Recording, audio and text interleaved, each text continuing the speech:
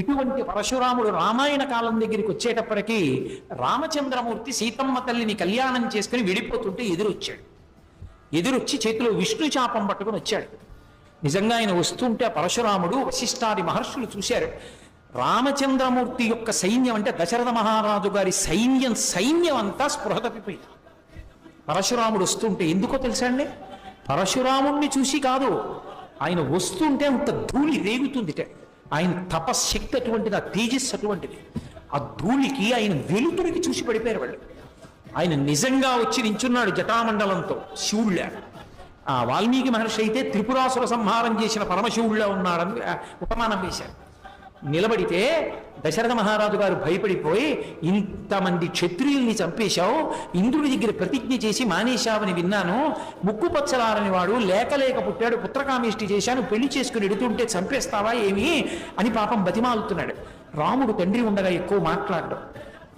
ఏమిరా పిల్లవాడా అన్నాడు. దశరథుడిని విడిచిపెట్టి రాముడి వంక తిరిగి, శివధనస్సుని భంగం చేశావుట, ఏది విష్ణు శాపాన్ని అందుకో చూద్దాం అని తన తాతగారైనటువంటి రుచీకుడి దగ్గర విష్ణువు పెట్టినటువంటి ధనస్సుని ఇప్పుడు తీసుకొచ్చాడు. తన తండ్రి జమదగ్ని దగ్గర ఉన్నది తనకి ఇచ్చాడని చెప్పి పట్టుకొచ్చాడు. పట్టుకొచ్చి ఏది శివధనస్సుని ఎక్కుపెట్టిన వాడికి విష్ణు ధనస్సు కూడా ఎక్కువ పెట్టన్నాడు. ఆయన వెంటనే విష్ణు చాపాన్ని అందుకున్నారు. బాణాన్ని సంధించు అన్నాడు. బాణాన్ని ఎక్కుపెట్టి రామచంద్రమూర్తి అన్నారు, తండ్రి కోసం అని చెప్పి అంతమందిని చంపావు కాబట్టి తండ్రి యొక్క రుణాన్ని తీర్చుకున్నావు, చాలా గొప్పవాడివి. కానీ నేనెవరో కూడా తెలుసుకోవాలనుకున్నావు, ఇది విష్ణు చాపం, దీనికి బాణాన్ని సంధించాను కాబట్టి ఈ బాణాన్ని నేను విడిచిపెట్టేయవలసిందే, దీన్ని ఉపసంహారం చేయడం కుదరదు. కాబట్టి ఇప్పుడు ఈ బాణం వేసి నువ్వు సంపాదించుకున్న అక్షయ లోకాల్ని పడగొట్టైనా, అక్షయ పుణ్యాల్ని పడగొట్టైనా, నీ గమన శక్తిని పడగొట్టైనా కాళ్ళ మీద బాణం వేస్తానికి నడవలేవు, రెండిటిలో ఏది కావాలో కోరుకోవాలి అనేటప్పటికీ చూశాడు పరశురాముడు. అర్థమైంది. కృష్ణ భగవానుడు ఇప్పుడు అగస్త్య మహర్షి ఆశ్రమంలో కృష్ణ మంత్రాన్ని ఉపదేశం పొందితే ఆవేశించి చెప్పాడు కదా, భవిష్యత్తులో విష్ణు శాపాన్ని ఎవరు పట్టుకుంటారో అప్పుడు నీ ఆవేశాలన్నీ తొలగిపోతాయి, పర్వతం మీద తపస్సు చేస్తావు ఇంకన్నాడు. అర్థమైంది. ఓ విష్ణు అవతారం రామచంద్రమూర్తి వచ్చారు ధర్మాన్ని నిలబెట్టడానికి, ఇక నా అవసరం లేదు ఈ లోకానికి అనుకున్నాడు. అనుకుని, రామా నా పాదములను కొట్టేస్తే నేను ఈ భూమిని కశ్యప ప్రజాపతికి దానం చేశాను, గమనశక్తి పోతే రాత్రి అయితే నేను ఈ భూమి మీద ఉండకూడదు, వెళ్ళిపోవాలి మహేంద్రగిరి మీదకి, అందుకని నా గమనశక్తిని కొట్టకు, నేను సంపాదించుకున్న అక్షయ పుణ్యాలని కొట్టేసేయమంటాడు.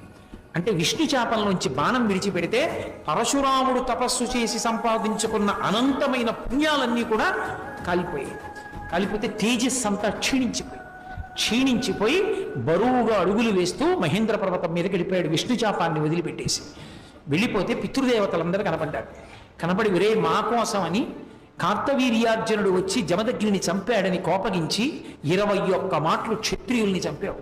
అటువంటి నువ్వు ఇలా అయిపోతే మాకు చాలా బాధగా ఉందిరా, అందుకని నువ్వు ఇలా ఉండడానికి వీల్లేదు. ఇదిగో ఈ దక్షిణ దేశంలోనే ఫలానా ప్రదేశంలో వధూసరా అనబడేటటువంటి నది ఉంది.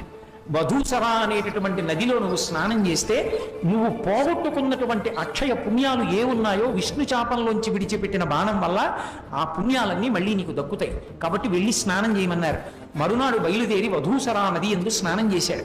స్నానం చేస్తే మళ్ళీ విపరీతమైనటువంటి తేజస్సు పుణ్యములు పొంది ఇక లోకానికి నా అవసరం లేదని చిరంజీవి అయి ఆనాటి నుండి మహేంద్ర పర్వతం మీద కూర్చుని తపస్సు చేస్తూ గుహలలో ఉంటాడు.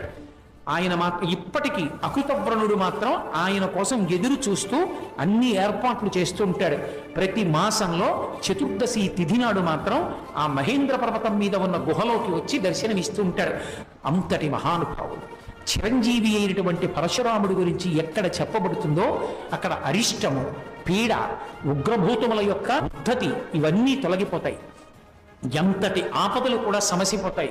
ఆవేశావతారములలో అత్యంత ప్రధానమై చిరంజీవి అయి తపోనిష్టా గరిష్ఠుడై రాబోయేటటువంటి కాలంలో సప్తర్షులలో ఒకడయ్యేటటువంటి అద్భుతమైనటువంటి అవతారం దశావతారాల్లో పరశురామ అవతారం.